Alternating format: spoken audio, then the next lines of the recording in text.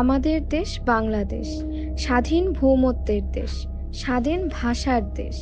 পৃথিবীর ইতিহাসে ভাষার জন্য জীবনদানে ইতিহাসে বাংলাদেশের দামাল ছেলেদের আত্মত্যাগের কথা এখন পুরো বিশ্ববাসী জানে। এই ২১শে ফেব্রুয়ারি দিনটি শহীদ দিবস ও আন্তর্জাতিক মাতৃভাষা দিবস হিসেবে আজ পৃথিবীর সমগ্র ভাষাভাষী মানুষের কাছে গ্রহণযোগ্য একটি শ্রদ্ধার দিন। ৫২ এর ভাষা আন্দোলনের ইতিহাসের কথাই আজ আপনাদের জানাবো। মূলত পাকিস্তান রাষ্ট্রের জন্মলগ্ন থেকেই নিজস্ব মাতৃভাষাকে কেন্দ্র করেই ভাষা আন্দোলনের সূচনা হয়েছিল।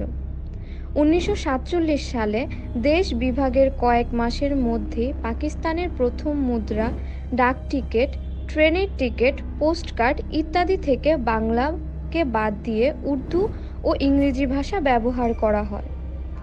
পাকিস্তান পাবলিক সার্ভিস কমিশন কর্তৃক এই ঘোষণার পর ঢাকায় বাঙালি ছাত্র ও বুদ্ধিজীবীরা বিক্ষোভ সমাবেশ করে। পাশাপাশি কমিশনে কর্মরত বাঙালি কর্মকর্তারাও সরকারি কাজে বাংলা ভাষার প্রয়োগের দাবিতে বিক্ষোভ করে। বন্ধুরা, আপনারা জেনে অবাক হবেন, তৎকালীন পাকিস্তান রাষ্ট্রে বাংলাভাষীরা কিন্তু উর্দু ভাষীদের চেয়েও সংখ্যাগরিষ্ঠতায় এগিয়ে ছিল। এর পরেও ১৯৪৮ সালের ২১শে মার্চ মুহাম্মদ আলী জিন্নাহ পূর্ব পাকিস্তানের রেসকোর্স ময়দানে এক সমাবেশে স্পষ্ট ঘোষণা করলেন উর্দুই হবে পাকিস্তানের একমাত্র রাষ্ট্রভাষা। ঘোষণার সাথে সাথেই উপস্থিত অনেকেই প্রচণ্ড প্রতিবাদে ফেটে ওঠেন।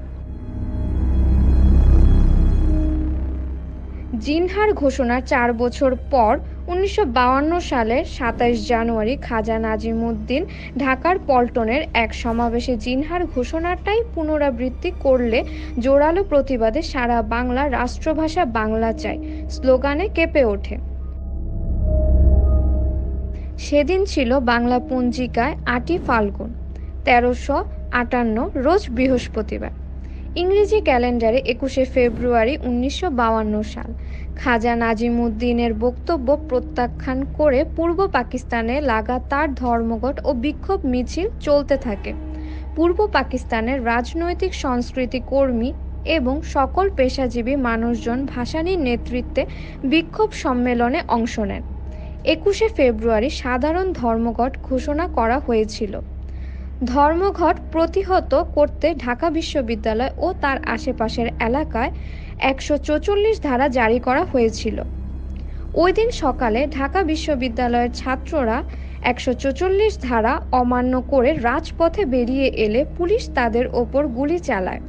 এতে আবুল বরকত, আব্দুল জব্বার, আব্দুস সালাম সহ নাম না জানা আরও অনেক বাংলার সাহসী দামাল ছেলেরা হতাহত হন।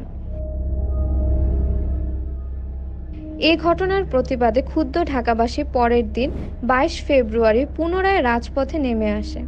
তারা মেডিকেল কলেজ হোস্টেল প্রাঙ্গণে শহীদদের জন্য অনুষ্ঠিত গায়েবী জানাজায় অংশগ্রহণ করে। ভাষা শহীদদের স্মৃতিকে অমর করে রাখার জন্য ক্ষুব্ধ ঢাকাবাসী ২৩ ফেব্রুয়ারিতে এক রাতের মধ্যেই মেডিকেল কলেজ হোস্টেল প্রাঙ্গণে একটি স্মৃতিস্তম্ভ গড়ে তোলে। কিন্তু ২৬ ফেব্রুয়ারিতে পশ্চিম পাকিস্তানের সরকারের নির্দেশে তা ভেঙে ফেলা হয়। বন্ধুরা, ভাষা আন্দোলনে কতজন শহীদ হয়েছিল এ বিষয়ে সঠিক সংখ্যা এখনও পাওয়া যায়নি।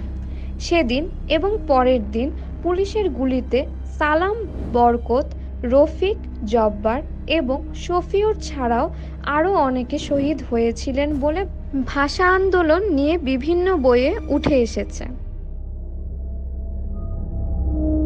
পৃথিবীর বুকে এমন ঘৃণ্য ঘটনা জন্ম দেয়ারও ২ বছরের বেশি সময় পরে, অর্থাৎ ১৯৫৪ সালের ৭ মে পাকিস্তান সংসদ বাংলাকে রাষ্ট্রভাষা হিসেবে স্বীকার করে একটি প্রস্তাব গ্রহণ করে।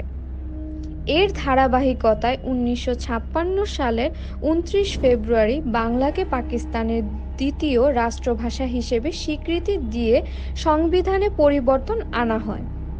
পরবর্তী সময়ে অর্থাৎ ১৯৮৭ সালের ২৬ ফেব্রুয়ারি জাতীয় সংসদে বাংলা ভাষা প্রচলন বিল পাস হয় এবং একই সালের ৮ই মার্চ থেকে তা কার্যকর হয়।